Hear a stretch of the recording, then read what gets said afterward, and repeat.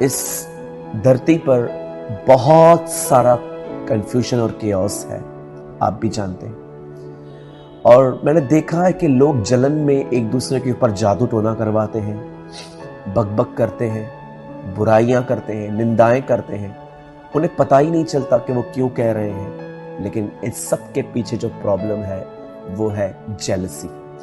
आज मैं जलन के बारे में आपसे कुछ बात करना चाहता हूं। हो सकता है आप भी इसके शिकार हैं, आप भी किसी किसी की उन्नति को बर्दाश्त नहीं कर पाते और उन्हें नीचे करने के लिए आप अलग अलग तरीकों को अपनाते हो। जैसे कि आप जानते होंगे कि बाइबल के अंदर एक स्टोरी है केन और हाबिल की। आप जानते होंगे केन ने अपने भाई की हत्या की थी। जब उसने उसे मार दिया तो क्या वो जानता था कि उसे क्यों मार रहा है?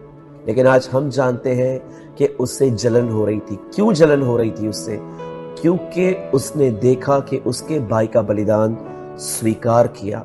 ऐसा नहीं है कि पहले से ही उसके दिल में बड़ी सफाई थी, बाद में वो करप्ट हुआ। नो, स्टार्टिंग से ही उसे प्रॉब्लम था।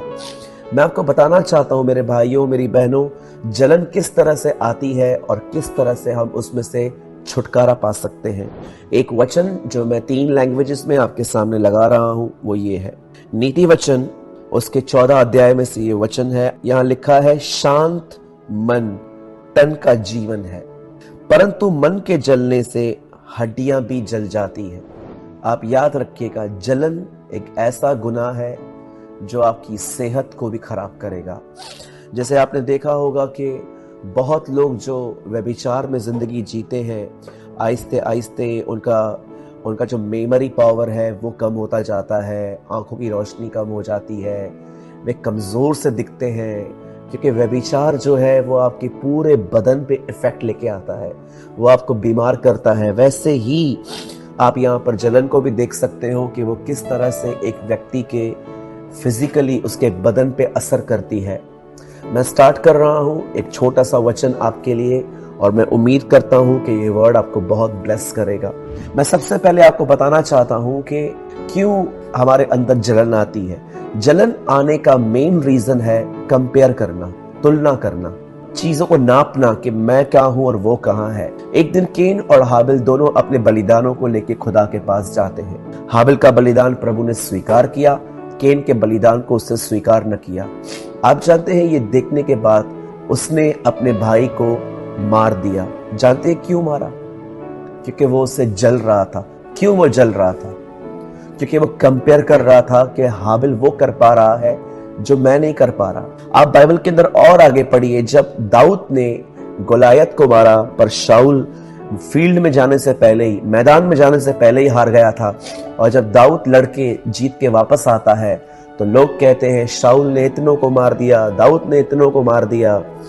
आप पढ़ेंगे वहां पर तो वहां पर लिखा है कहां ना कहां उसके अंदर जलन आ गई और उसके बाद उसने उसे मारना चाहा। आप हमारे प्रभु यीशु मसीह को देखिए, जो काम वो कर पाता था वो काम फरीसी नहीं कर पाते थे। जब वो लोग उसे मारने के मौके ढूंढते थे, एक दिन उन्होंने पिलातुस को सौंप दिया और पिलातुस ने कहा, मैं जानता हूं तुमने इसे जलन से पकड़वाया है। आप यूसुफ को देखिए, जब उसने अपने भाइयों के साथ अपना ड्रीम शेयर किया, लिखा है वो उसे जलने लगे और एक दिन उन्होंने भी उसे मार दिया। आप पुराने नियम में, नए नियम में जहां पर भी पढ़ेंगे आपको पता चलेगा जो जिससे जलता था वो उसे मारता था। लेकिन आज हम न्यू टेस्टामेंट के क्रिश्चियंस, हम जो लोग हैं, हम किसी की हत्या नहीं करते क्योंकि हम जानते हैं ये अब एक बहुत बड़ा गुनाह होगा। और लेकिन हम अपने भाई बहनों की हत्या एक अलग तरीके से करते हैं। हम उनके नामों को बदनाम करते हैं। हम उनके नाम के सामने फॉल्स स्टोरीज बना के लोगों को बताते हैं। हम कई बार जब आपस में बैठते हैं तो उस भाई का जिक्र करते हैं जो हमें पसंद नहीं है। मैं आपसे पूछना चाहता हूं, आप अपने आप को किसी से भी कंपेयर क्यों कर रहे हैं? हो सकता है आप बहन हैं और आप किसी ऐसी बहन को देख रहे हैं जो बहुत ज्यादा खूबसूरत है और उसको देख के आप उसके बालों को देख के सोचते हो कि मेरे बाल ऐसे क्यों नहीं है, मेरी शक्ल ऐसी क्यों नहीं है, मैं उसकी तरह क्यों नहीं दिखती। मैं आपको कहना चाहता हूं, आप में से किसी को भी किसी के साथ कंपेयर करने की कोई नीड ही नहीं है। हम सब, चाहे भाई हैं चाहे बहनें हैं, हमें खुदा ने अपने आप में बहुत खूबसूरत बनाया है, यूनिक बनाया है। उसने हमारे ऊपर अनुग्रह का मुकुट रखा है। उसने अपनी श्वास हमें फूकी है। हम क्यों अपने आप को किसी के साथ भी कंपेयर करते हैं? कई बार हम देखते हैं कि किसी की सैलरी बढ़ रही है, मैं यहीं पर ऑफिस में बैठा हुआ हूं, मेरी सैलरी नहीं बढ़ रही। इवन मैं आपको बताऊं, नॉन क्रिश्चियंस में तो ऐसा भी हो जाता है कि जब वो देखते हैं किसी का बिजनेस ग्रो कर रहा है, रातों रात उसके ऊपर जादू टोना ब्लैक मैजिक सब करके आते हैं ताकि उसकी जिंदगी बर्बाद हो। मेरे भाइयों मेरी बहनों, खुदा के कलाम में साफ लिखा गया है, कोई किसी की तुलना न करे। पॉल कभी पतरस को देख के नहीं सोचता था कि उसने मुझे ये सेवकाई क्यों नहीं दी।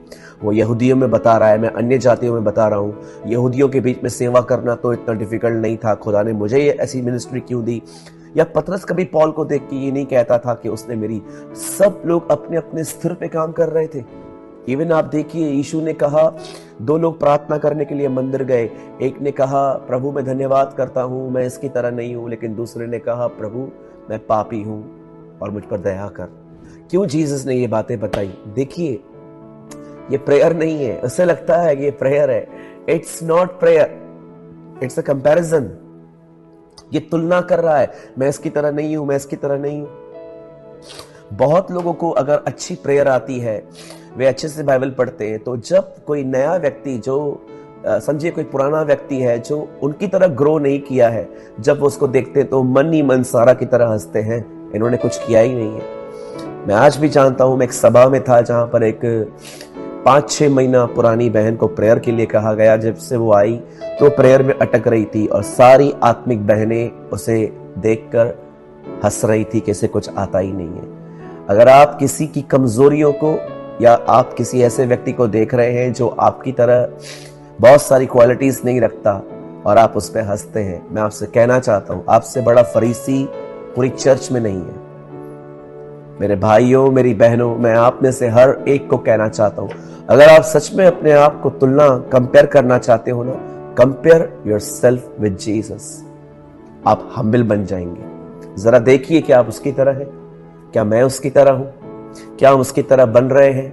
यही चीजें आपको कॉन्स्टेंटली हम्बल कर सकती हैं। तुलना आपको हम्बल नहीं करेगी। तुलना करनी है तो सही व्यक्ति के साथ करिए।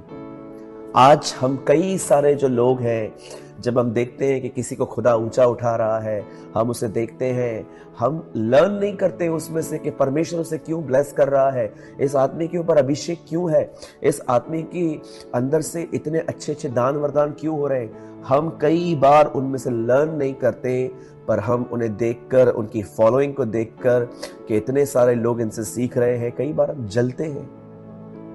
मैं नहीं कहता हूं सब ऐसे होते हैं, लेकिन यस, आज बहुत लोग ऐसे हैं जो सीखने से ज्यादा कंपेयर कर रहे हैं। मेरे भाइयों मेरी बहनों, किसी के साथ भी अपने आप को कंपेयर न करें, तुलना न करें। आप अलग हो, वो अलग है। आप यूनिक हो, वो भी यूनिक है। आपको परमेश्वर ने अलग सेवकाई दी है, उसे परमेश्वर ने अलग सेवकाई दी है। भले ही सारी सेवकाइयों का गोल एक ही है, लेकिन खुदा ने हम में से हर एक को एक अलग अलग काम दिया है। कोई प्रचार कर रहा है, कोई शिक्षा दे रहा है, कोई प्रोफेसी कर रहा है, कोई कलीसिया का प्रबंधक है, कोई कलीसिया का मेषपाल है, कोई कलीसिया में लोगों को बिठा रहा है, कोई दरिया बिछा रहा है, कोई कुर्सियां लगा रहा है, कोई माइक सिस्टम सेट कर रहा है, यहाँ पर भी कोई रिकॉर्ड कर रहा है, कोई इन वचनों को लेके पब्लिश कर देता है, अलग अलग प्लेसेस पे जाके डाल देता है ताकि लोग उसको सुने।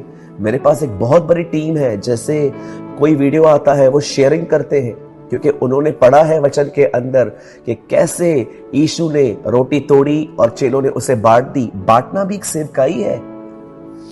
किसी से अपने आप को कंपेयर न करें। आप अपने जगह पे यूनिक हैं।